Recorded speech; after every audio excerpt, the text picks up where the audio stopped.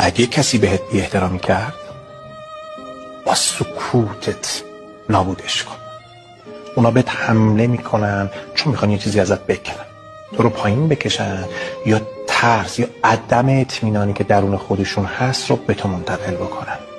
فقط کافیه وقتی یه حرفی رو بهت میزنن 10 ثانیه وقفه بندازی بین حرف اونو و جوابی که میخوای بهشون بدی و کاری که بهت میگم بکنی.